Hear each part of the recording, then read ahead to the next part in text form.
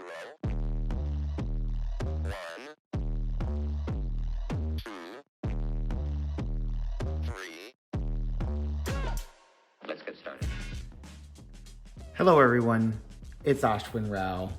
In today's video, I'm bringing you a new pair of Viberg sample boots built on the 2040 last, which we're gonna spend quite a bit of time talking about, in a service boot style. More importantly, I'm interested in talking to you more about the 2040 last because I did a deep dive trying to understand the differences in many of the Viberg lasts because I didn't have great luck with the 2030 last.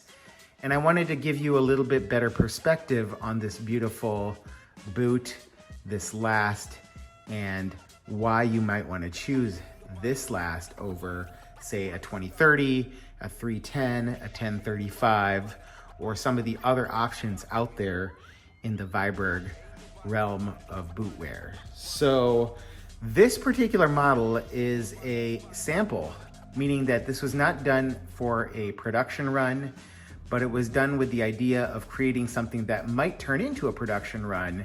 And like many of other makeups from Viberg, this features a Maryam horsebutt leather, and in this case, this is a Marrone, M-A-R-R-O-N-E, brown horsebutt leather, which is a waxed brown horsebutt leather from the Maryam Tannery. It's reminiscent of their Toscanello horsebutt leather, but seems to have a little bit more warmth to it.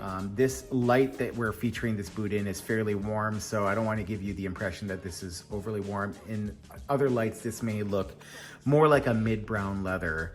The waxed horsebutt leathers, I believe, are designed to hold a shine, and then over time, if you do not condition the leathers or apply another reshine or wax, that finish will eventually transition more to a matte finish. Just so you know, I tend to protect my forefeet as well as heels with a wax shine upon receiving boots, just to protect them from scuffs and wear, because I tend to scuff and wear my boots here and there and would prefer to keep them at a higher level of quality, not just for aesthetics, but for resale value. And so this particular pair was waxed a little bit more than its baseline at the toes and the heel, using Paul Brungard polishes, specifically their wax polish and their spit shine polish.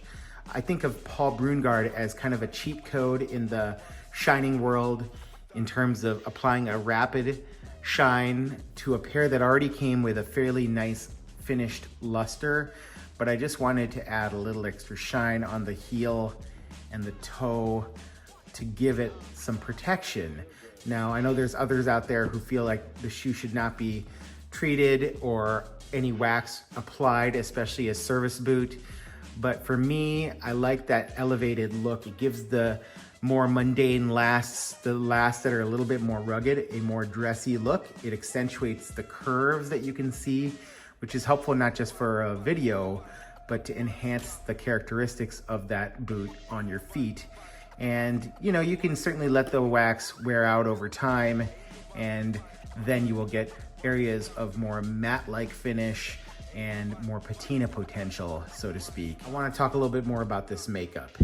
So I mentioned Maryam Marrone horsebutt leather, a waxed horsebutt leather.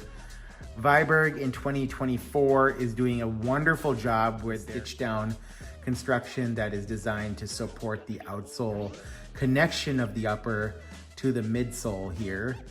They typically come with a block heel, and in this case, this pair comes with a Goodyear branded commando full sole. So this is the entire bottom of the shoe is a Goodyear brand lug commando sole. This is a great rugged sole, gives you a ton of traction, but just so you know, this can pick up little pieces of rubble and grit, dirt, so it's easy to track things in. So just keep that in mind if you're choosing this sole. It's aesthetically quite pleasing, but can trudge in some more grit and dirt into your household if you're wearing this indoors from the outdoor environment. And the edge dressing is a beautiful dark brown, almost chestnut colored edge dressing finish with an elegant block heel that tapers in well and shapes well to the contours of the upper. So the stitching here is a tonal stitching, meaning that the stitching matches the color of the upper. It's not a contrast stitch, so that stitch down double row construction, which is obvious to the eye when you're looking, is somewhat hidden and is a detail that you can cherish on your own. It's not something that's gonna stand out. Really high stitch density done across the top, which is very different than some of the other Pacific Northwest or heritage style bootmakers out there who are building shoes for the workplace. And in some instances, I would easily consider Viberg to be catered more to those of us who are enthusiasts and wearing these as more of a style choice rather than a functional purpose for those boots. The Maryam horsebutt leather, just so you're aware, and if you're not familiar with it, is a nice compromise in terms of leathers for boots, in that it is rugged material, relatively thick. I probably am thinking about 6 ounces or so, not quite as thick as some of the work leathers that are available, but it has a nice temper, meaning that it has a soft handle to it, and it's not particularly stiff, but will eventually roll over time rather than crease. Although in the rolls of these leathers, you'll see tiny little micro creases, not like what you would get in, say, a cow leather. This comes with a total of 8 eyelets here, no speed hooks. You can see on the inside here that this is a size 9E in their 2040 last. So now I wanted to talk a little bit more about the 2040 last in terms of its properties. This is a anatomic last, meaning that it is designed to fit the shape of most people's feet. It has a more elongated, straight profile along the medial or inside aspect of this shoe. It then has this more gradual, tapered, almost banana-shaped curve along the outside, which is designed to mimic the shape of most people's feet. And in fact, the 2040 last was a derivative of one of Viberg's original last, which was the 160 last.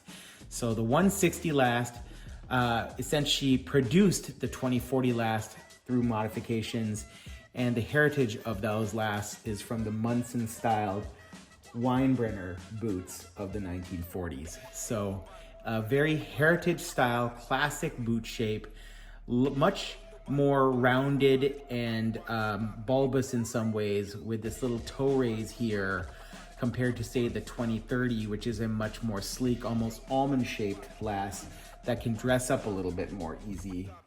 This particular boot's standard width is actually the E width, and so it's a little confusing because in many other models an E width is considered a wider width, and the particular heel here is actually a little bit more narrow than many other Viberg lasts. So it has a narrow heel and a relatively wider forefoot that allows for some toe wiggle. Some people would call this a V-shaped last, meaning that it's narrow at the heel and wider in the forefoot. So a V-shaped last. It has a medium to lower instep. So it's going to be a boot that's particularly suited to those of you who have a lower volume, slightly narrower foot, as well as a less meaty, less chunky heel. So similarly, if you have a wider forefoot or a standard width forefoot, you're gonna have plenty of room in this toe box here. So there's a couple ways to wear this 2040 last. You can go down a half size from your Brannock or a full size from your Brannock. Now, if you go down a full size from your Brannock, you're gonna have a slightly different placement of your arch support here. Although this shoe does not have a ton of arch support, you're gonna feel that in a slightly different area as created by this inner portion of the midfoot. And that said, if you're comfortable with that slight shift, going down a full size will give you a more gripping, hugging fit for this shoe. And then for me, this is a full size down from my Brannock, and therefore I will wear these more with thinner or dress socks. If you tend to wear thicker or heavier socks with your boot models, you might want to actually only go down a half size because this is a lower volume last. So again, the standard E width fits more like a D width. This V-shaped last, narrow in the back and wider in the forefoot, and this straight to more curved profile that is similar in some ways to Viberg's 310 shoe, which has much more of an upturned toe spring. This does not have a ton of toe spring, but also has more volume in the forefoot. Here, this little toe bump provides your toes with a little bit more volume up front and gives you the feeling of more spaciousness than, say, the 2030 up front, particularly if you choose to go only a half size down. The footbed of this shoe does not have a tremendous amount of arch support. I thought about putting an insole to create a little bit more arch support in this pair, but I found that that was going to be difficult. You do get some support from the inner aspect of the shoe, as I briefly mentioned, but it's not a tremendous amount of support. So again, if you have a flatter foot or arch, that will bring down your instep a little bit in most instances. And this might be a better fit for somebody who has a flatter arch, a lower instep, or just a lower volume foot. That said, if you have a mid-height instep or some arch, but not a tremendously high arch, you should do just fine in this particular last. There's no pull tab on this particular model, and other than that, you're just getting a really beautiful boot option that I am very much looking forward to trying. So Viberg 2040, this is all that you need to know in order to make a choice on whether the Viberg 2040 fit and a boot in that last is a boot for you. I hope you're doing well. Feel free to leave any comments or questions below, and I would strongly recommend heading to the Vintage Future Boots of Mannish Leather YouTube channel. Dave, who runs that channel and is featured giving car talks and a number of other videos, is incredibly helpful in comparing the Viberg last. I found his articles and videos to be some of the most informative on the web in terms of trying to figure out how to come to grips with this last as opposed to, say, a 2030 or a 310, which are my other two lasts that I've tried in the Viberg line. So I'll give you an update as I go along in my journey with this pair. Hope you're all doing well. Take care and goodbye.